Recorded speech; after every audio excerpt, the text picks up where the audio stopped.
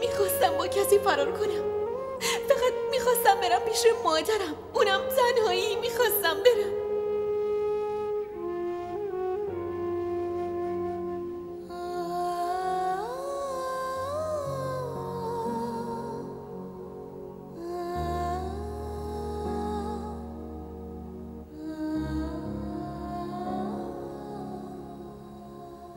شاکره؟ بله خانم. همه چی حاضر کردی؟ بله همه چی حاضره، فقط این مونده. باشه همشو حاضر کن و تو ماشین بذار. من میخوام برم.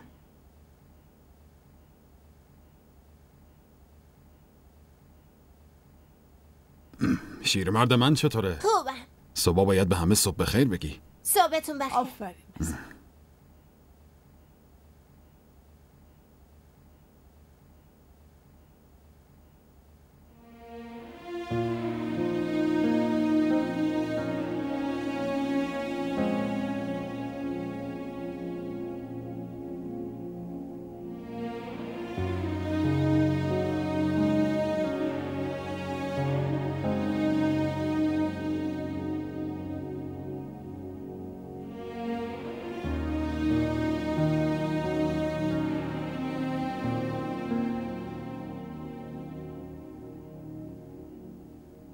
صبحونه رو حاضر کنم؟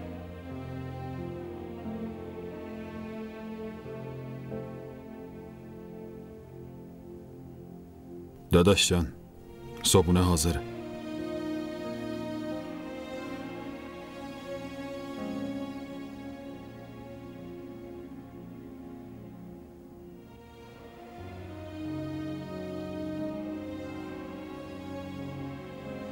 زنده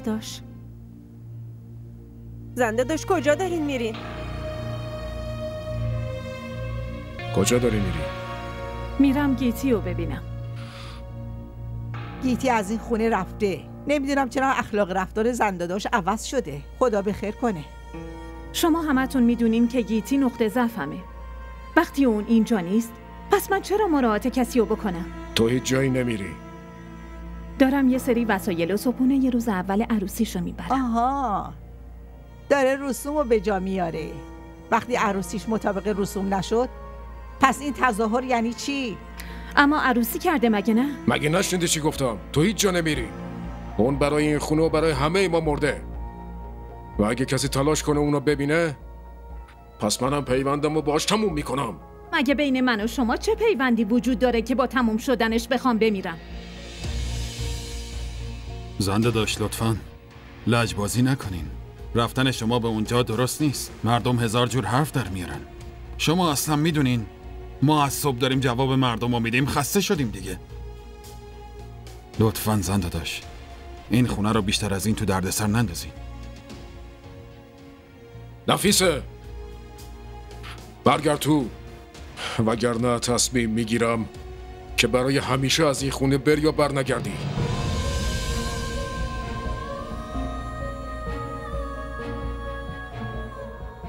بریم زنده داشت، بریم. نسرین ولم کن. بذار امروز تصمیمشو بگیره. زنده داشت لجبازی نکنین، بریم.